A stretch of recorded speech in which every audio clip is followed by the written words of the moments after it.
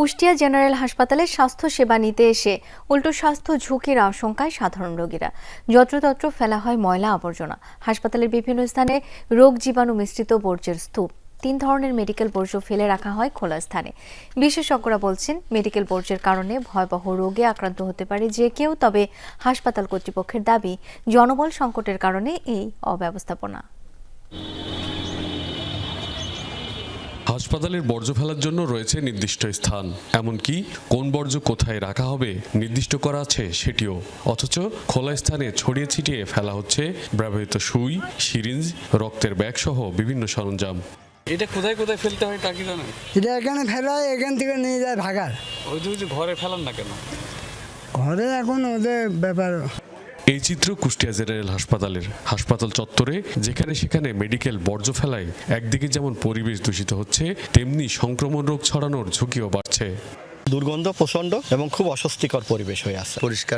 পরিষ্কার থাকলে সবার জন্য ভালো। হেপাটাইটিস ভাইরাস ইত্যাদি রোগও এই তরল বর্জ্যের মাধ্যমে আমাদের শরীরে, এইডস আমাদের শরীরে প্রবেশ করতে পারে। পানি বা খাবার অথবা আমাদের বাতাসকে দূষিত করতে না পারে, তাহলে আমরা এই সমস্ত রোগগুলো থেকে অবশ্যই মুক্তি পেতে পারি।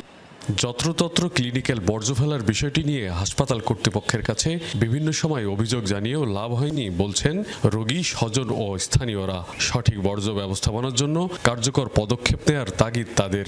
ক্যাম্পেইন দরকার, সবার সাথে জন্য একটা সচেতনতা দরকার, পাবলিকলি অনেক কিছু বলার দরকার। প্রত্যেকটা ভেন্যুতে যদি যার যার বর্জ্য রাখা হয়, তাহলে পরে কিন্তু আরও বেশি পরিচ্ছন্ন থাকে। হাসপাতাল কর্তৃপক্ষের দাবি, জনবল সংকটের কারণে নিয়ম মেনে চালানো যাচ্ছে না পরিচ্ছন্নতা কার্যক্রম। পরিষ্কার করার পরেও দেখা যায় যে আবার আগের মতো হয়ে যাচ্ছে। 3 শিফটে এরকম পর্যাপ্ত লোকবল আমরা দিতে পারি না, আমাদের শুধু মর্নিং শিফটে সরকারি ওরা কাজ করে। দীর্ঘদিন ধরে এই জনবল নিয়োগ না হওয়ার কারণে এখানে এই পর্যায়ে কাজ করার জন্য আমাদের যতটুকু জনবল দরকার, মিনিমাম যতটুকু জনবল দরকার সেটাও নাই। আমি এখন যেখানে দাঁড়িয়ে রয়েছি, এখানকার বাতাসও দূষিত।